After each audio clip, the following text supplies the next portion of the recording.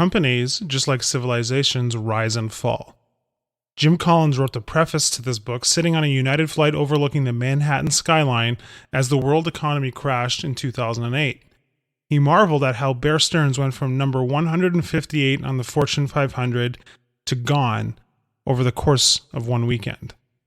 He had just completed his look into how and why some of the greatest companies in history, including some of the companies included in Good to Great and Built to Last, had fallen. This book is a look into how this decline happens in 5 distinct stages and how we can avoid a similar fate by taking active steps to rise again. We'll work through each of the 4 stages of decline. Step 5 is death, so there's no coming back from that. Look at the markers for each stage so you can figure out where you are today, and look at concrete advice to climbing your way back out. Let's get started.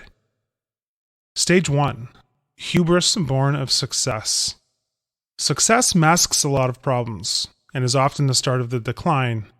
When companies find a lot of success quickly, they lose sight of the underlying factors that caused their success in the first place. When organizations start telling themselves that they are successful because they are doing specific things and stop searching for understanding and insight into their business, decline usually follows. That's because luck and chance often play a big role in many successful outcomes, and leaders often underestimate that. Instead, they overestimate their capabilities and succumb to hubris. The markers for stage 1. Success, entitlement, and arrogance. Success is viewed as deserved rather than lucky or hard-earned in the face of daunting odds.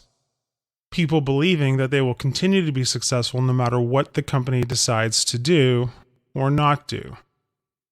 Neglect of a primary flywheel. Companies begin paying attention to extraneous opportunities and threats. This causes them to neglect their primary flywheel, which prevents them from applying the same creative intensity to it that made it great in the first place. What replaces why?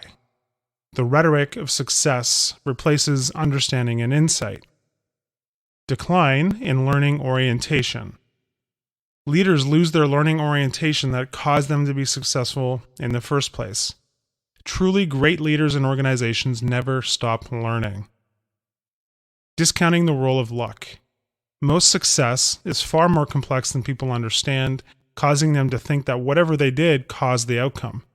Great leaders understand that luck is part of the journey. Stage number 2.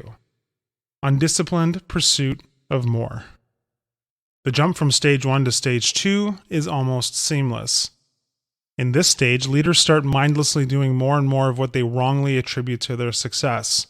They do this in pursuit of scale, growth, acclaim, and whatever the leaders define as success. Companies in this stage get away from the disciplined creativity that led them to greatness and start exploring areas where they cannot be great. In addition to that, the organization grows beyond its ability to fill its key seats with the right people. While complacency is a potential ingredient for decline, Collins' research shows that it is more likely to be overreaching that does them in. The markers for stage 2. Unsustained quest for growth, confusing big with great. Success usually creates pressure for more growth, which puts a lot of pressure on the people and the company's systems. This typically leads to an inability to deliver tactical excellence. Undisciplined, discontinuous leaps. The company makes moves that fail to A. Ignite the passion and fit with the company's core values, B. Deliver a product or service they can be the best in the world at, or C. Drive the company's economic engine. Declining proportion of right people in key seats. There begins to be less and less of the right people in the right seats because they are either losing the right people or they're not able to hire the right people fast enough to keep up with growth. Easy cash erodes cost discipline. The company increases prices in response to increasing costs rather than focusing on increasing discipline. Bureaucracy subverts discipline. When the company starts making an unnecessary amount of bureaucratic rules because it doesn't trust its people to make disciplined decisions, people start thinking in terms of jobs, rather than fulfilling their responsibilities. Problematic succession of power. The company suffers from poor succession planning, which causes transition problems. Usually, this is caused by a failure to groom leaders from within or by choosing the successors poorly. And finally, personal interest placed above organizational interests. Leaders give themselves more money and privileges instead of investing in the future of the company. Stage 3. Denial of risk and peril. When companies move into Stage 3, the internal warning signs are beginning to become clear. However, the external results are still strong, and the leaders are able to use that fact to explain away those warnings as temporary or as part of a cycle. We start to see clear distinctions between teams that are on the way up and those that are on the way down. In each of the following statements, which sounds more like your company? On the way up, people shield the people in power from bad news, fearing criticism from bringing them up.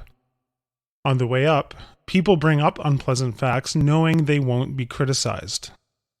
On the way down, people communicate strong opinions without data or strong arguments. On the way up, people bring data and strong arguments to the table. On the way down, team leaders make a lot of statements and don't ask a lot of questions. They also avoid critical input from team members. On the way up, team leaders employ a Socratic style and challenge their people for penetrating insight. On the way down, team members agree to a decision but don't do what needs to be done to make it successful, and sometimes actively undermine it.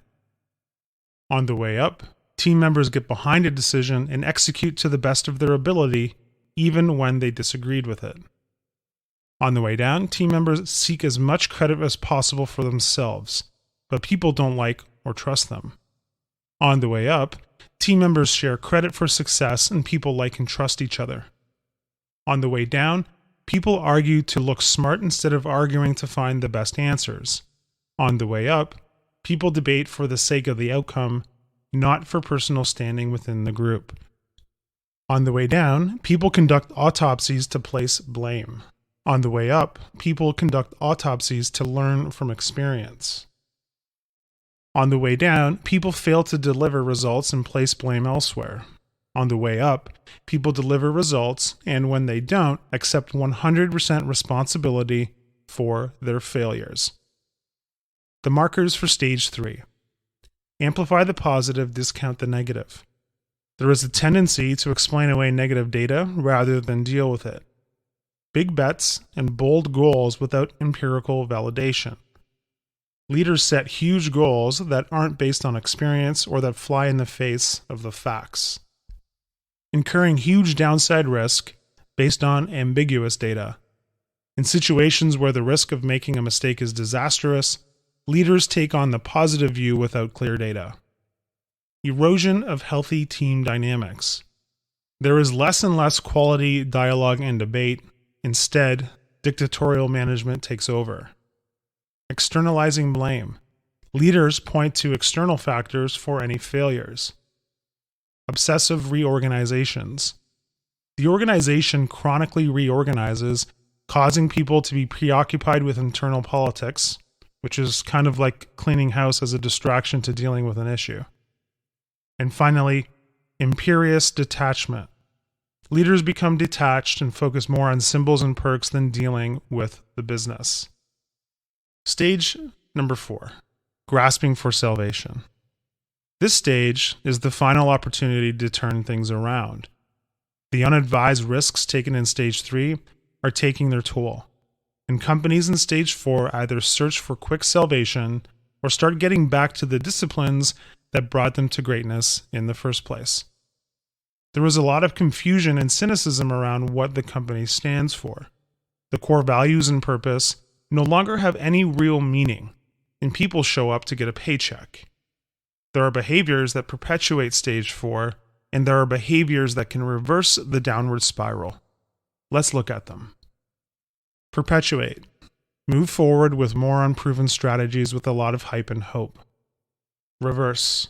Create strategic changes based on an empirical evidence and analysis instead of bold and untested leaps. Perpetuate. Do a big acquisition based on unproven synergies, hoping to transform the company with one move. Reverse. Only consider acquisitions that amplify proven strengths. Understand that two struggling companies don't make one large successful company. Perpetuate. React to threats with desperate moves, draining cash and further eroding financial strength. Reverse. Think and act after getting the facts with calm determination. Never make moves that threaten the long-term health of the company. Perpetuate. Start a program of radical change that abandons core strengths. Reverse. Regain clarity about the core of the company and only make changes that enhance strengths and eliminate weaknesses. Perpetuate. Mask poor results by selling a brighter future. Reversal. Focus on performance with tangible results pointing the way for a new direction. Perpetuate. Destroy momentum with chronic restructuring. Reverse. Create momentum with a series of good and well-executed decisions that build on themselves. Perpetuate. Find a visionary outsider who will come in and save the company. Reverse. Find a disciplined and proven executive from inside, if possible. Stage 5. Capitulation to irrelevance or death. Stage 5 is where all hope is lost. Sometimes the company limps along, slowly continuing its slide into irrelevance. Sometimes it gets sold for parts, and other times it simply just dies. That's all we need to say about this stage. Is there a way out? Failure, Collins suggests, is not so much a physical state as a state of mind. Success, on the other hand, is falling down and getting up one more time, without end. The way back out of the hole that companies in decline have built is to get back to the sound management practices and rigorous thinking that made them great in the first place. It won't come as a surprise to you that the principles he suggests are the principles found in his previous books, Good to Great and Built to Last. You can see our summaries of those books for a full review of the principles, but as a refresher, here they are again in brief. Stage 1, Disciplined People. Level 5 Leadership. Level 5 leaders are ambitious, but for the organization and not themselves.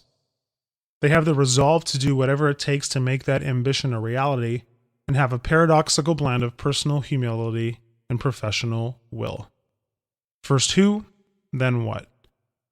The people who build great companies get the right people on the bus, the wrong people off the bus, and put the right people in the key seats before they figure out where to go.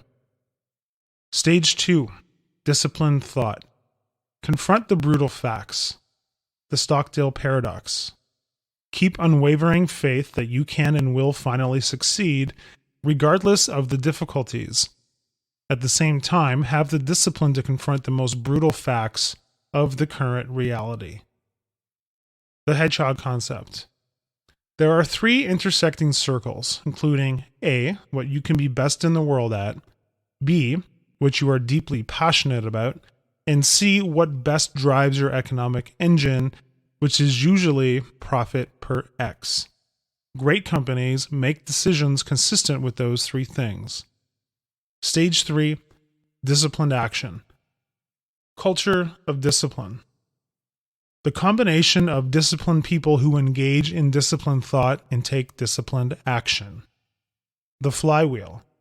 There is no single defining action or killer innovation.